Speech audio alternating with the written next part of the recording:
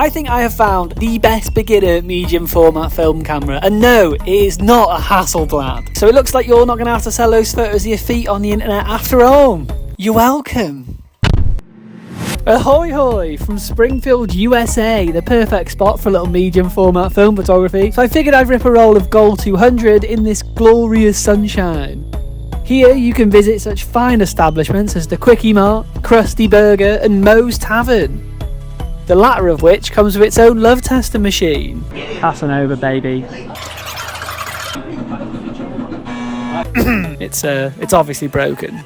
So the camera I am talking about, of course, is the Bronica SQA. Now, I've owned this camera for a little over 12 months now, and I feel like I've had it long enough for me to say with chest that this was the right purchase for me. In this video, I'm going to talk about why I bought this specific film camera as my first medium format film camera after spending like a month obsessing over all the options available, completely absorbing myself in the buying process. I don't know if anyone else ever does this when you're thinking of buying something, but you watch every YouTube video. You Google everything you can about it, and it just becomes your entire life. Well, that's what I did looking for my first medium format film camera. So hopefully some of the information in this video about why I picked the Bronica SQA might help you pick your first medium format film camera too. So one of the big reasons why I think the Bronica SQA is one of the best options for your first medium format film camera is because it is totally modular. Now this is so important. Because this camera is modular, it basically just means that all the parts come off. So the lens comes off, the viewfinder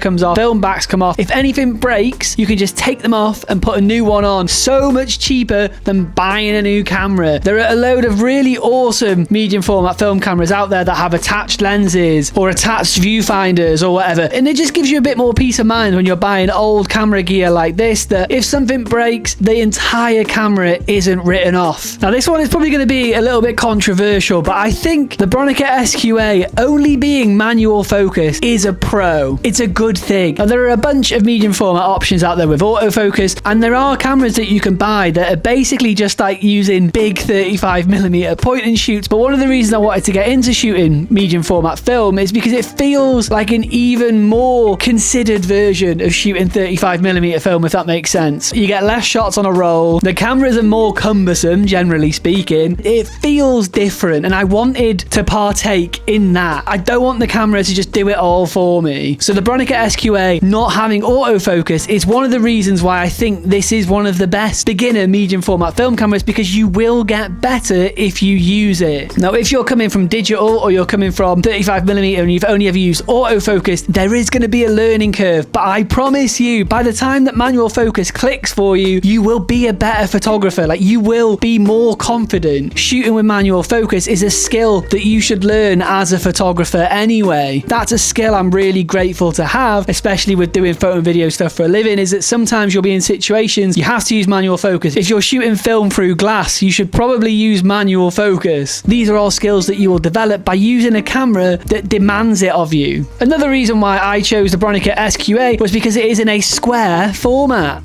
hence the SQ bit.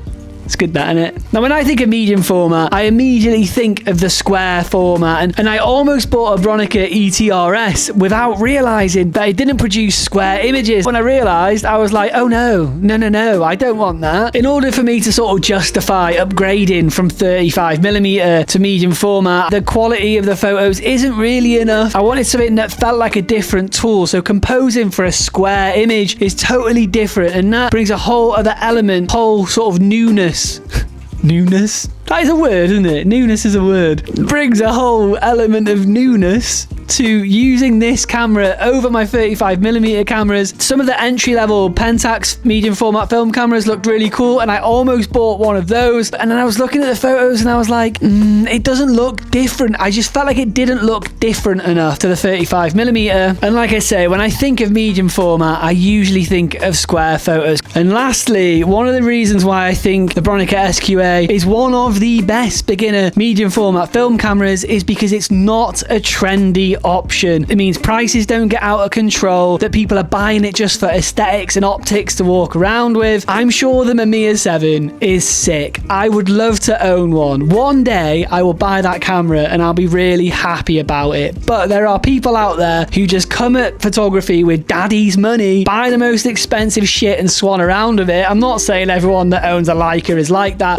Anyone remember when David Beckham's son put out a photography book? Of course he shoots on Leica. I feel like anytime I see a celebrity start talking about photography, they've got Leicas, they've got the Contax cameras, whatever. They're trendy for a reason. They're great cameras. I get it. And aesthetically, there is something about owning them. Gives you a little spring in your step. That's fair. But also, strip the bollocks away. You probably don't need a Mamiya 7 as your first medium format film camera anyway. But just because a camera isn't trendy doesn't mean that it can't be perfect for what you're looking for, is basically what I'm saying here. I feel like I'm outing myself as not having rich parents. Is it obvious that I didn't come from money?